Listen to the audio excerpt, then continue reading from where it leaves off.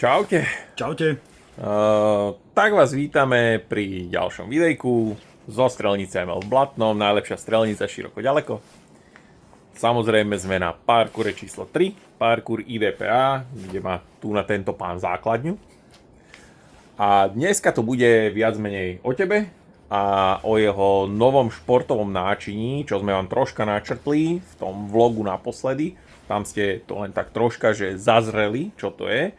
A dneska tak ukážeš nám nejaký unboxing, môžeš nám porozprávať, vieš, jak dlho to máš, koľko z toho máš vystrelané a tak ďalej.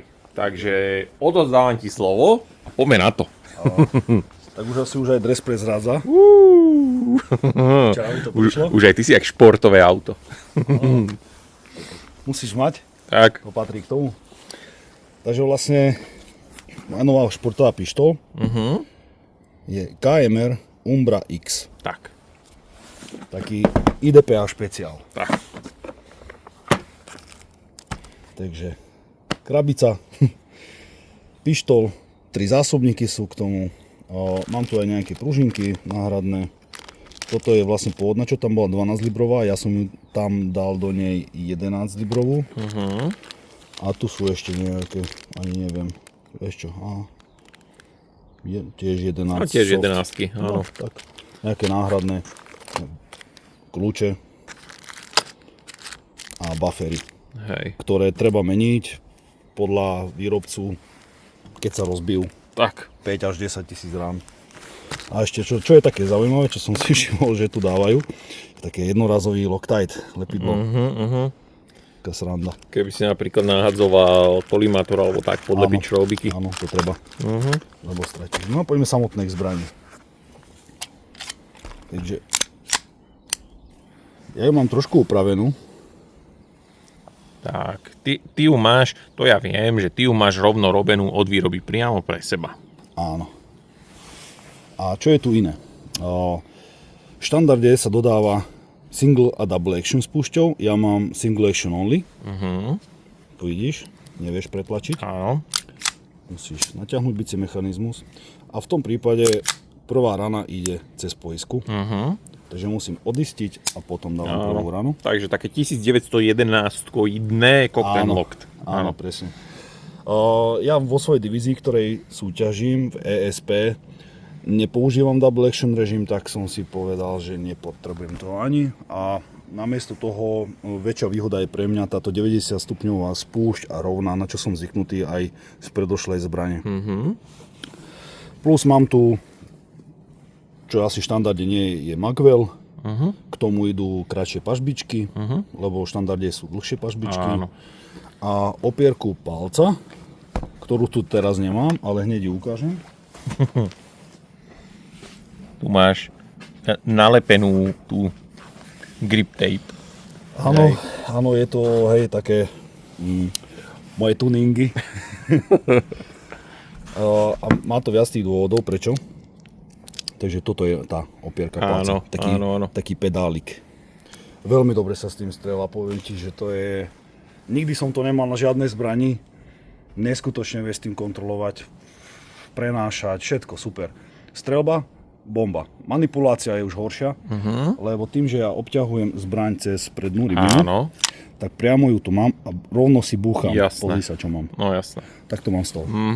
Takže rozbiješ si ruku na tom. A druhá vec je púzdro. Je problém s púzdrom, lebo my v IDPA používame vlastne takéto. Áno.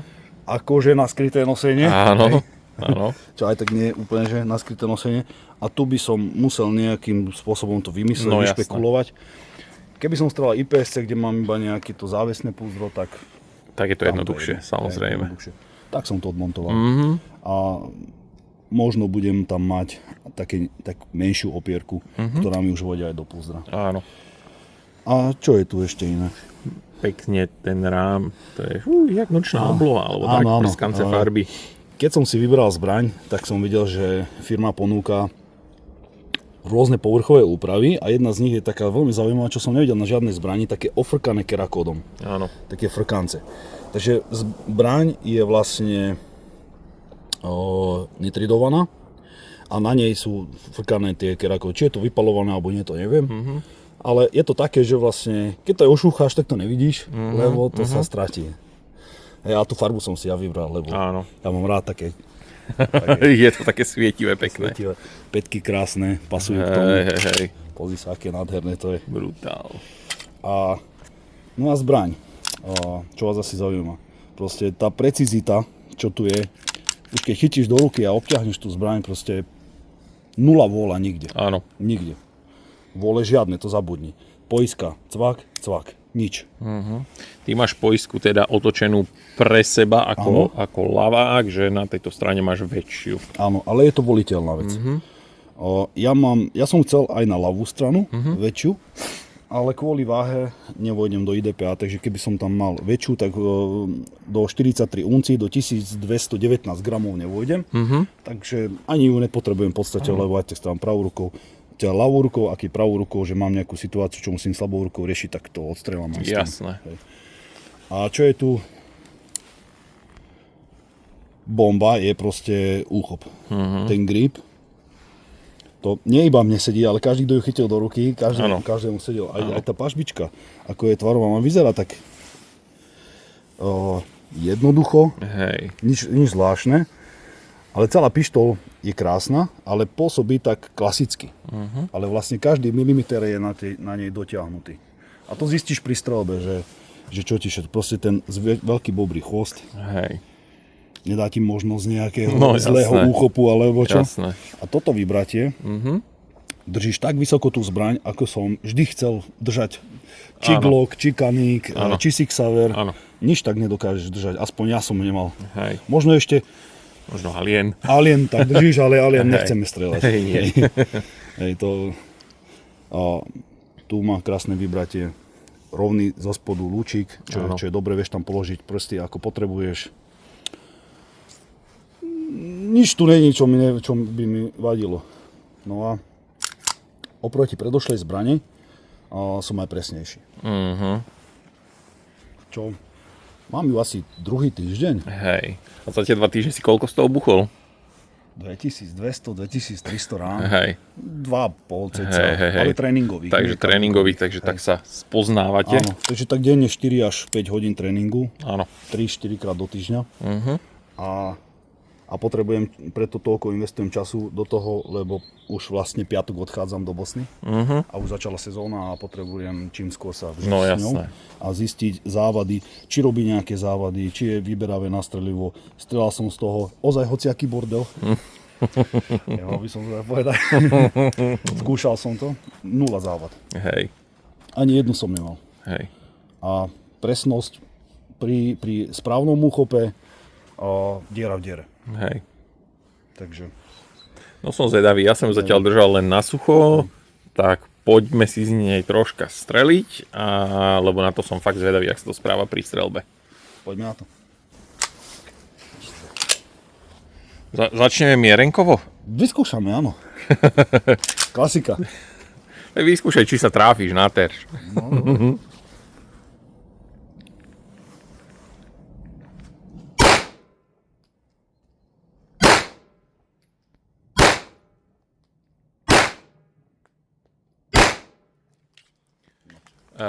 Máš tu, rovno sa ťa spýtam, máš tu nastavené mierila tak, jak si mával aj predtým, že utápaš muchu? Nie.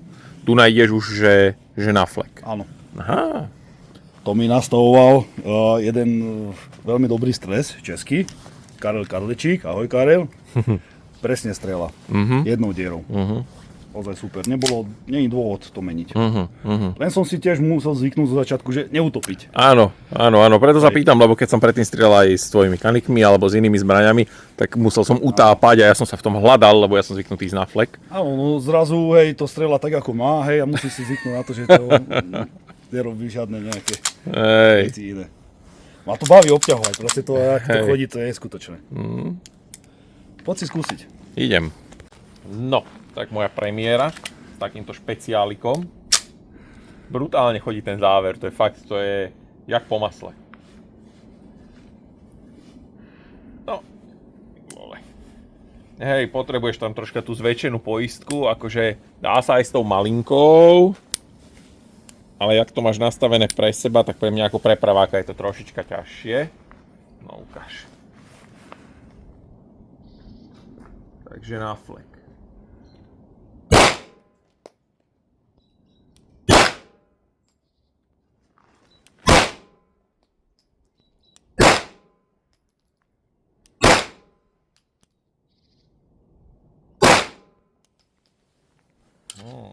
Ešte tam mám 2.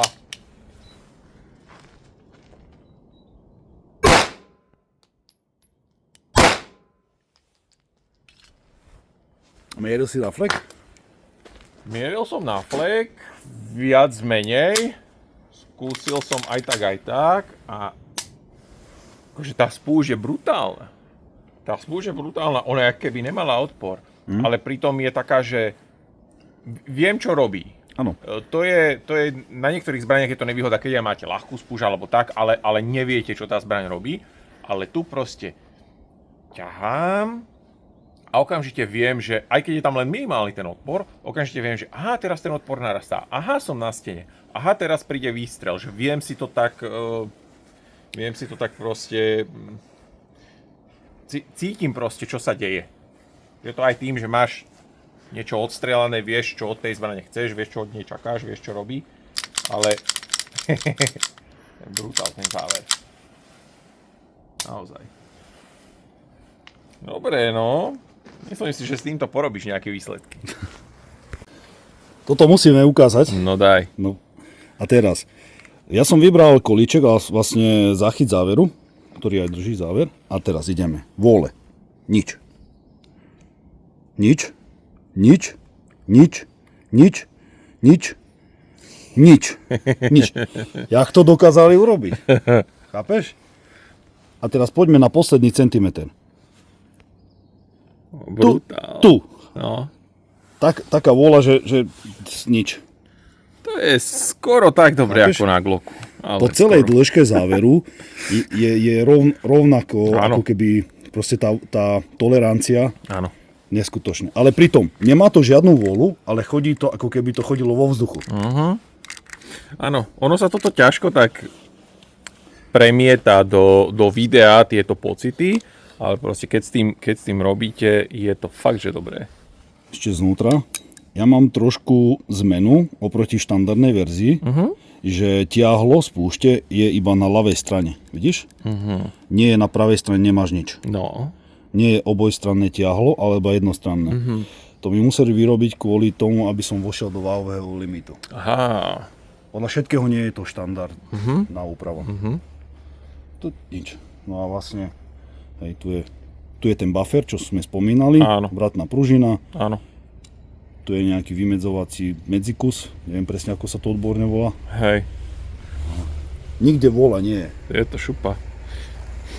Poď si s tým ešte troška streliť, lebo akože naozaj ťažko sa to takto hovorí do videa, ale baví vás s ňou strieľať. Ja teda nie som, ja nie som mierenkár a toto nie je primárne mierenkárska zbraň, ale už len tá samotná mierenka ma s ňou baví, vďaka tomu, akú to má spúšť a ako tá zbraň pracuje. Je to šupa. Ale to som chcel povedať, že táto zbraň má veľkú spotrebu. Lebo tým, že ťa to baví strieľať, vlastne strieľam množstva. Koľko sa mi dá, toľko strieľam. No, nepočítam. Už som ju dvakrát čistil, odkedy ju mám. Lebo ja sa starám o svoje, nie som cigáň. Tak. To som nepovedal.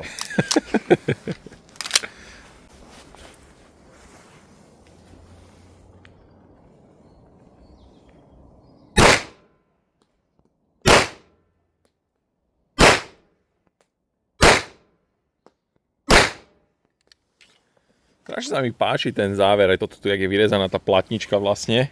Áno, ešte to som nespomenul, že vlastne táto Umbra X je vyrobená priamo ako keby do váhovej a veľkostného limitu v IDPA.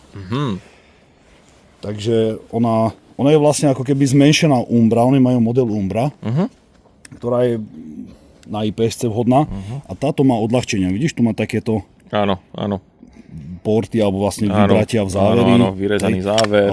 Rám je štvorpalcový, takže vidíš, nepresahuje vlastne k záveru, takže on je skrátený. Áno, vyrezaná hlaveň, ten fluted barrel, nejak sa hovorí po anglicky. Hlaveň, pozri sa, to sme neukázali. Ťažká hlaveň. Hej, pretože to zaostrilo, ale zaostrilo to dobre. Naozaj paráda. a toto. Tento krúžok. On vlastne to je nejaký stabilizátor vlastne ako keby výstrelu. Neviem, brutálne to strieľa, takže... Hej, to teda. Takže možno to všetko vlastne. A tá zbraň je vlastne ako komplet, ako celok. Proste to funguje super. Áno. Poď si strieľať. Idem. Ďalšie kolo. Ďalšie kolo. Úplne šupa ten záver. Čo by som tu rozstrieľal? A tam máš krúžok.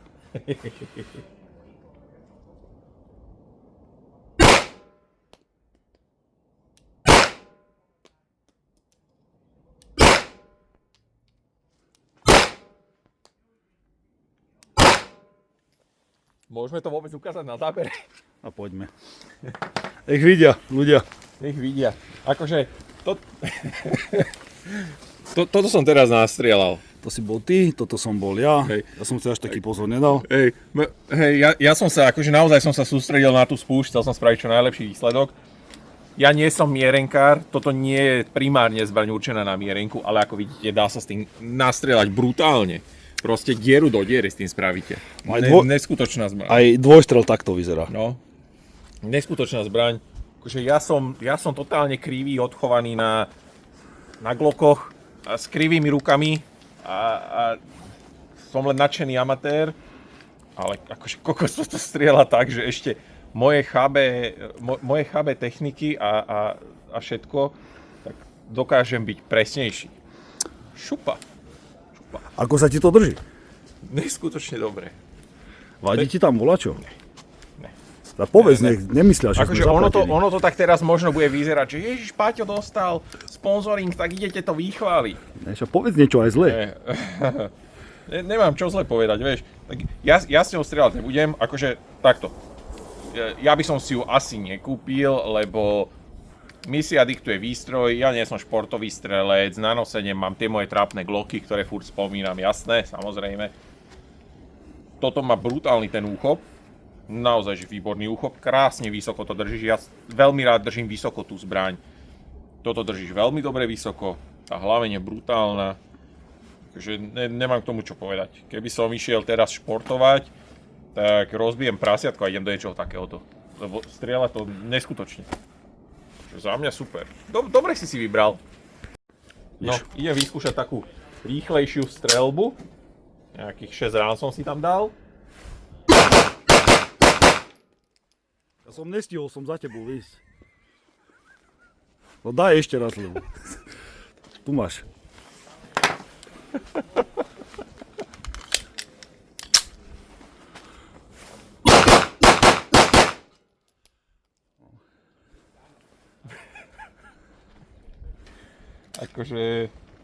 Akože wow.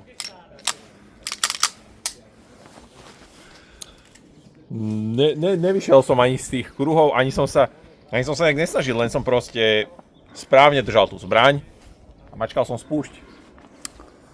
Vole. Nedá ti priestor na chybu. Nie. Akože znova budem sa opakovať, tá spúšť je fakt dobrá a presne, jak si teraz povedal, tá spúšť je tak dobrá, že ani mne nedá priestor na chybu.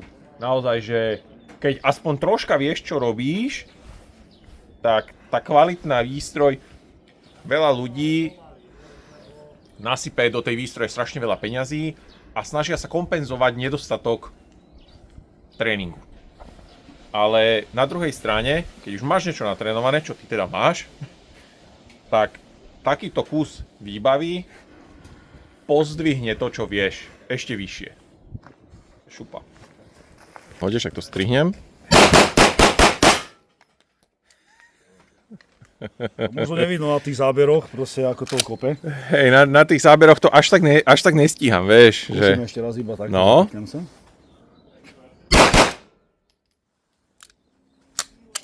To som si vypustil.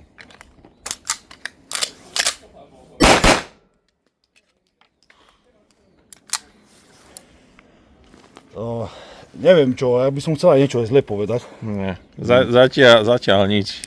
Prelepil som si to, asi je to vidno. Dal som tu takú pásku, lebo ja obťahujem cez tú prednú rybinu týmto spôsobom. Áno. Aby som mal hneď v úchope, lebo Áno. v IDPA veľa situácií je z kondície, 2 teda náboj nie je v komore. Áno. takže veľa suším, veľa drillujem s tým.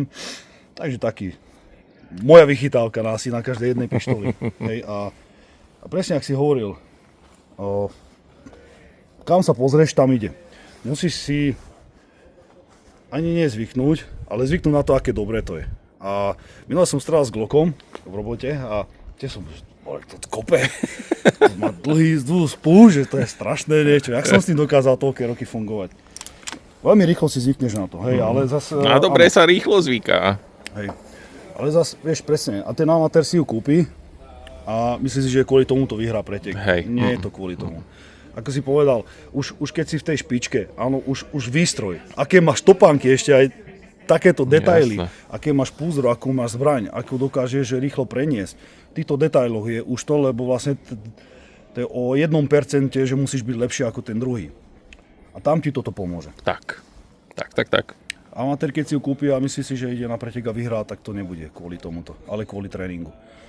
A teraz už po tých 2000 už je to také, že no, nie sú žiadne vole, ale už sme si zvykli na seba. Hej. Už viem, a pre mňa bol nezvyk tá poiska. No jasné. Tú prvú proste odisťovať, Áno. zvyknúť si na to. A ťažisko zbrane. To som chcel spomenúť. Ťažisko je tu niekde v ruke, takže ale zas nie je toľko odľahčený ten predok, aby ti kopal. Áno, nie, som si nič. A veľmi dobre sa ovláda. Akože na ovládanie super, na prenosy dobre, ľahúčke, niekto povie, že ťažké, áno, my sme zvyknutí na ťažšie zbrane. Neviem, čo povedať zle. No, je super, že ste toto videjko dopozerali až sem. Práve sme dospeli k záveru. Robíme zase videjko za plnej prevádzky a premávky. Už tu čakajú strelci, aj Paťo ide trénovať. Takže ja sa idem tiež venovať strelnici ako správca. Čo dodať záverom, Paťko? Ja by som sa hlavne chcel poďakovať firme KMR za podporu a za túto zbraň a všetko, čo robíte pre mňa. A takisto aj firme Amunex, ktorá mi vlastne sprostredkovala túto celú podporu. A budem sa snažiť neurobiť hanbu. Toho by som sa nebál. Toho by som sa naozaj nebál, lebo trénuješ viac ako iní. A my ti tu všetci držíme palce na tých ďalších závodoch. Čo teraz si hovoril vlastne teraz cez víkend idete. Takže... Ja tu odchádzam do Bosny a Hercegoviny. A potom každý mesiac niekde. Tak. Takže ja ťa už nechám trénovať. A ďakujeme za pozretie. Držte mu palce, posielajte mu srdiečka, lajky, všetko. A vidíme sa pri ďalšom videjku. Tam si potom povieme, jak si dopadol a všetko. Takže díky a čaute. Čaute.